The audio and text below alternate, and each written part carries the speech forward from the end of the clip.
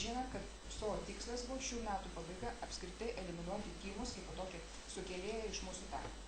Dabar šiais metais girdėjote Vokietijoje protrūkis, vėlgi protrūkis Vokietijoje mirties atvejais vaiko, 18 mėnesių nuo tymų neskiepytas. Ir žinant tymų situaciją sergamumo, vykstant į kelionę, tikrai reikėtų pasidomėti savo skiepų istoriją ir ypatingai vaikų, žinant, kad vis dėlto Europa nėra rami, nekalbant apie kitus žemynus. Tas pats su raudonukė. Raudonukė vėlgi sergamumas Europoje 13 metais, raudonukės atveju beveik 40 000. Raudonukė. Lygiai ta pati vakcina MMR, tai yra triguba vakcina, parodytas tymui raudonukė. Ir vis dėlto sumažėjus skiepijimo apimtims, kokie skaičiai registruojami. Dabar labai pavyzdys, geras pavyzdys, tai yra Lenkija. Kai nutraukė Lenkija skiepijimus, sugalvojo, kad nereikia skiepyti berniukų, raudonukė labai reikalinga mergaitėm, berniukam nereikia.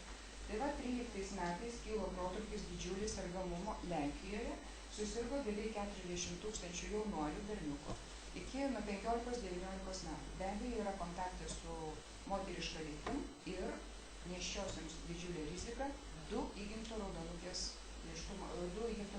atvejai Lenkijoje. Lietuvoje seniai neregistruoti, daug dėlio dar nebus.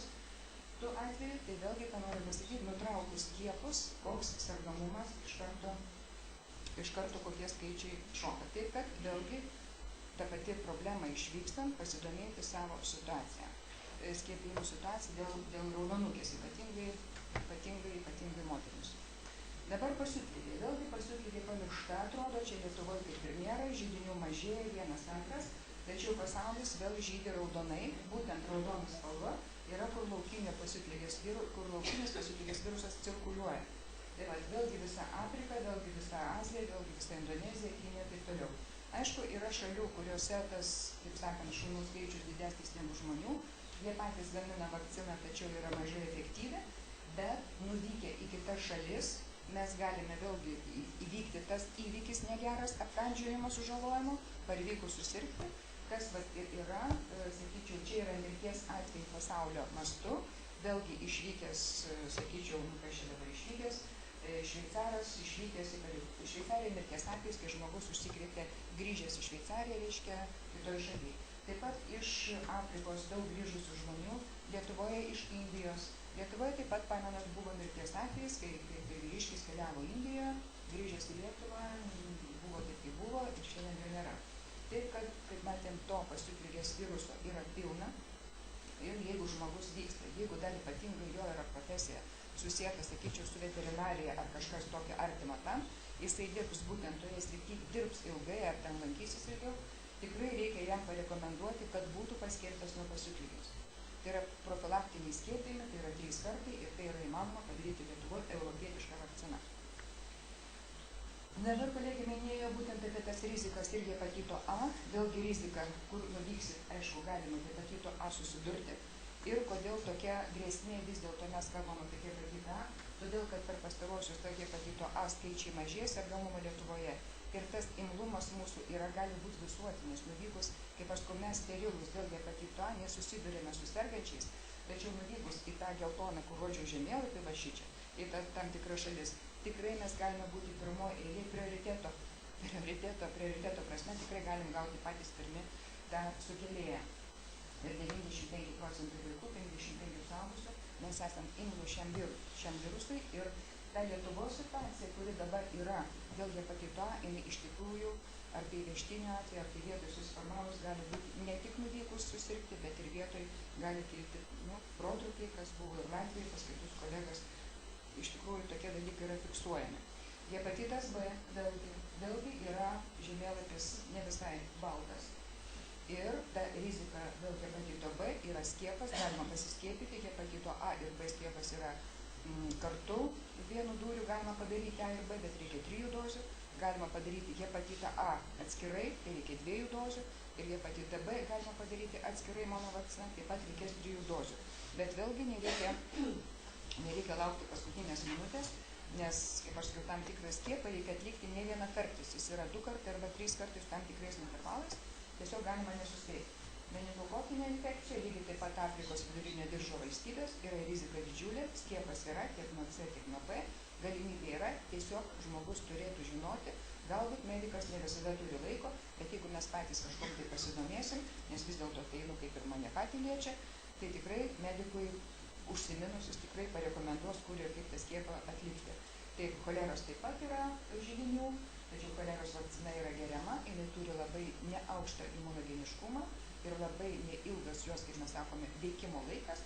Taip, kad dėl choleros, tai čia vėlgi yra šalių, į kurias reikia, bet čia, aišku, reikia konsultuotis būtinai su gydytoju. Kaip ir dėl kiekvieno kito skiepio be abejo. Dabar sergamumas. Aišku, Lietuvos sergamumas yra žemas. Čia tos infekcijos, kurios yra valdomos skiepais. Tymų pernai 11 atvejų, kokliušo 150, kitų susirgymų kaip ir neregistruota, tik parotito 45. Tai vat vėlgi tas sergamumas, neaukštas sergamumas, tai yra labai gerai, tačiau vėlgi jisai, kaip aš sakiau, gali leisti mums užsikrėsti, neturint imuniteto jokio, nuvykus į kitą šalį, tom aukščiau įvardintom ligom. Skiepijimo apimtis. Vėlgi, ką norėčiau parodyti, būtent čia jau 14 metų skiepijimo apimtis. Čia yra MMR tymų raudonukės epidparotito skiepų apimtis vaikų 2 metų, jos nesiekia 95%. Reiškia, vaikų yra dalis vaikų lieka imlus tymams, žinodami tymų visą epidemiologiją, jų lakumą, imlumą ir ta prasme, užsikrėtimo galimybės lengvas, tikrai lieka labai didelė dalis vaikų, kurie liko pernai neskiepti, šiemet jie kaupėsi, jie auga ir iš tikrųjų ta terpė tymų virusui arba net ir raudonukės iš tikrųjų yra labai, labai reali. Kitos šalis taip pat neturi aukštų skiepimo apimčių dėl tymų ir aišku, tas likvidavimas, noras, kad būtų šiais metais tymai likviduoti kaip po sukėlėjus iš mūsų tarpo, manau, tikrai bus įvykdytas. Dabar kitos skiepimo apimtys taip pat yra pamažėjusios, nedaug, bet vis dėlto ir vėlgi terpė mums ar čia, ar nuvykus kažkur tikrai vis dėlto išlieka rizikinga. Dabar kaip pas mus Lietuvoje skiepėsi žmonės, kurie moka savais pinigais. Aišku, tai yra valstybė nekompensuoja, yra apatinės 3 pozicijos, cholera, vidurių geltonas drugys. Pažiūrėkit, 14 metais skiepėjosi vos virš 1000 žmoniukų.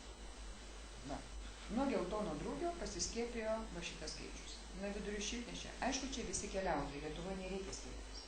Bet vis dėlto tas išvykimas, kur jūs matėt pradžioje, turizmo agentūros tos duomenys, tų išvykstančių žmonių procentas, jis iš tikrųjų yra žymiai didesnis negu tie, kurie pasiskiepė.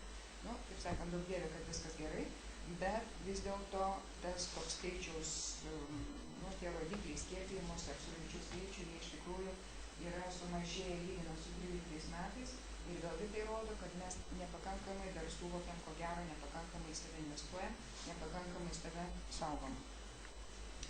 Ir čia yra tarptautinis skiepijimo sertifikatas, pažymėjimas, kuris turi būti išduotas, jeigu žmogus vyksta į šalį, kurioje yra privalomas geltono drugio skiepas. Be šito sertifikato jisai tiesiog nebus įleistas į šalį, jisai turi būti išduotas, kaip minėjau, prieš 10 dienų iki išvykimo. Dabar tas sertifikatas, jisai turi būti už čia tik tai viršelis jo yra, jis turi daug puslapių, jame turi būti surašytas geltonam drugiui skirtas atvertus pirmi 2 puslapiai. Ten turi pasirašyti ir pats pacientas, kad skiepytas, ir medikas, kuris skiepijo, ir, žodžiu, visi duomenys apie tą geltono drugio skiepą.